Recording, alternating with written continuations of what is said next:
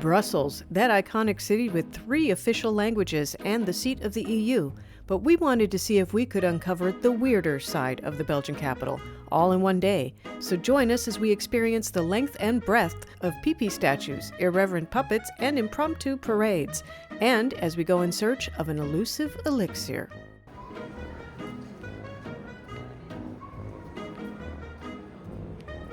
Look at this! Everybody wants to watch a little boy with a healthy prostate.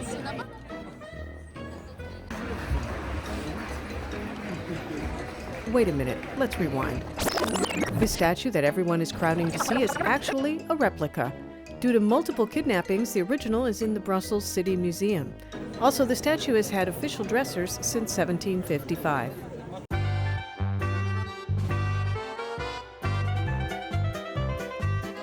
The real show is at the Garderobe Museum just up the street. The statue actually has a closet bigger than J-Lo's, containing over 1,000 costumes.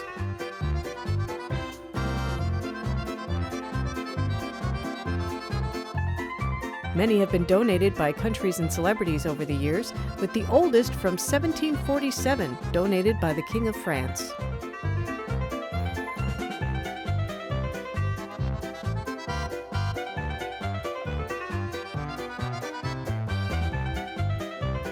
Since the Belgians are known for wonders derived from the cocoa bean, you might as well get a 2-for-1 souvenir of Manneken Pis made of solid chocolate. That lady knows there's no child in her carriage.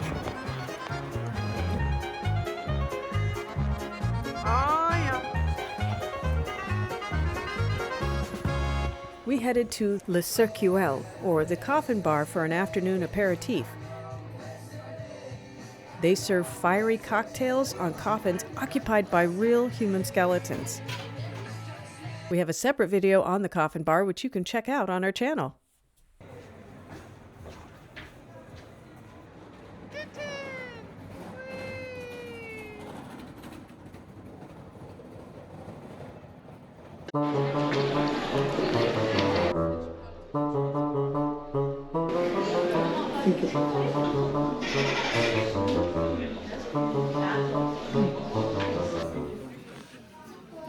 Who's Tintin, Mark?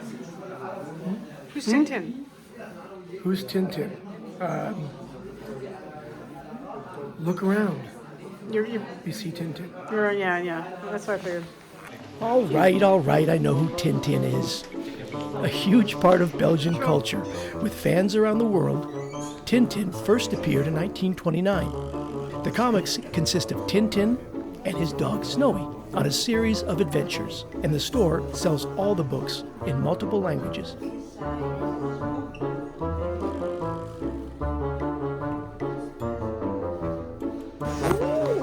Look at the shark plane.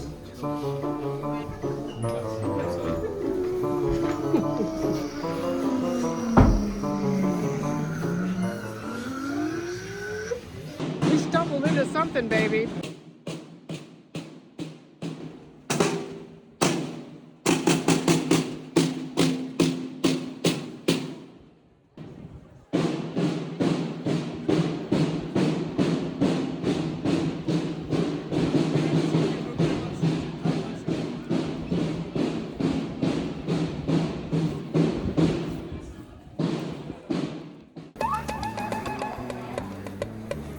No shit.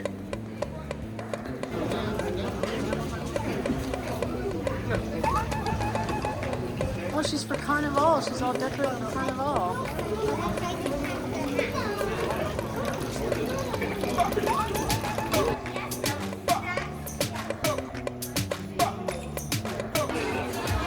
We're in this little cubby. It's so cool. We're in Delirium Cafe. They only open, there's 7 bars, because Jeanneke Pis made this tiny little forgotten alley famous and created a lot of traffic. So they opened 1 bar that turned into 7. They now have over 2,000 beers and almost 300 absinthes here. And you can get all kinds of flavored beers that are not lambics, like an apple ale, just for something novel. This place is great. The bartenders are the best. They're the shiz, man. check out Delirium Cafe.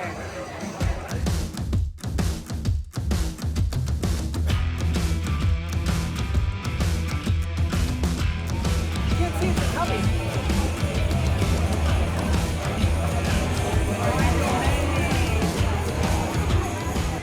See, I love this cubby. It's like being in Mama's womb with a beer. What's better than being in Mama's womb with a beer?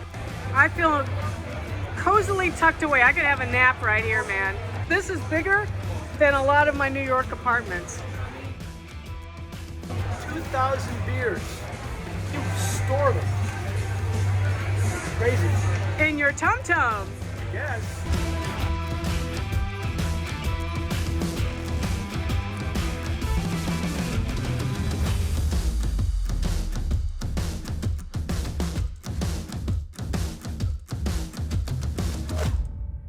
Find the bar with the bicycles climbing up the facade and you're in for a surprise.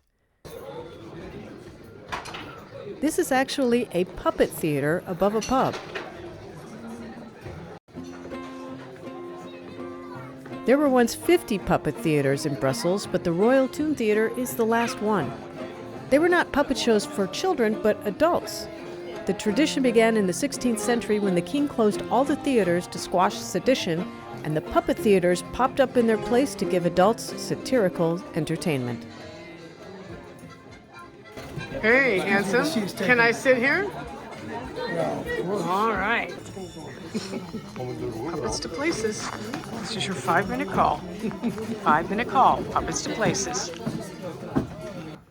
Ladies and gentlemen, good afternoon. Parfait. Vous allez voir un grand classique, c'est Napoléon. J'en dis pas plus, amusez-vous bien.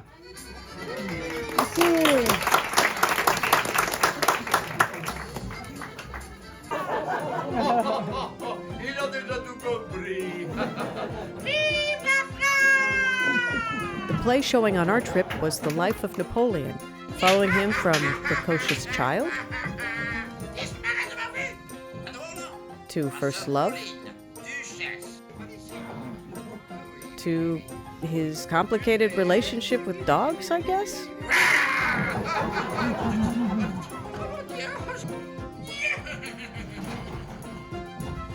In all honesty, this version probably had fewer historical inaccuracies than Ridley Scott's.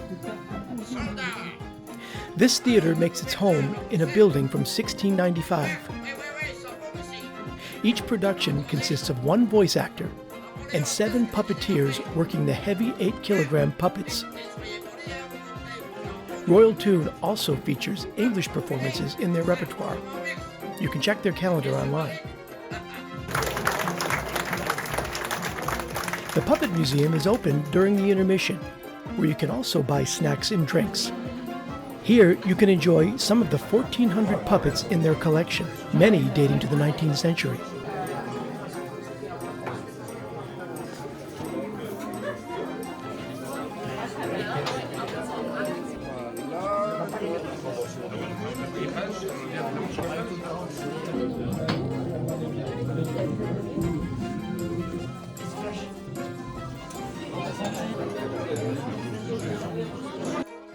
The bar, Poechenellekelder, celebrates the history of Manneken Pis and also contains pieces from the Puppet Museum's collection. This is a really interesting, eclectic bar, and we highly recommend it. It's one of our favorites in Brussels. So, you come to puppet shows often? I'm looking at the puppet mural up there. Yeah. And it almost looks like, I don't know who that is. Is that little Richard in the back? What you drinking? Duval! You know? Named after a great actor. Robert Duval. What could round off a trip to Brussels more than Brussels sprouts flavored gin, or Jenever as it's called here? We were told we could corner this elusive beast at Delirium Tremens Cafe, so we went on the hunt.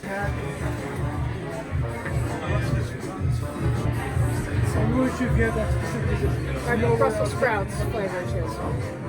Okay, there you go. Thank you.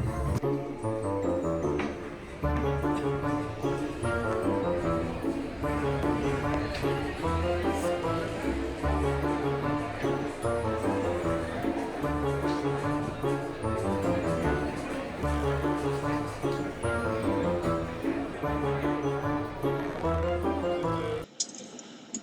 what? The entire city block, 2,000 beers, 300 absinthe. And unfortunately today, they do not have the Brussels sprouts gin. You gotta have a Brussels sprouts Jeanneke in Belgium. That's just a given. But nope, not available.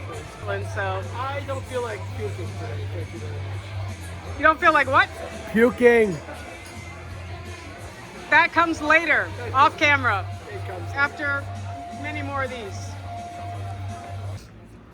Our journey ended at the last Pis statue in Brussels, Zinneke Pis, which has the distinction of being the only Pis statue in Brussels which is actually not a fountain. Erected in 1998, it was modeled after the artist's dog. The statue was hit by a car and lost its front legs in 2015, but was repaired. He's a good boy. It's a tough life being a street dog.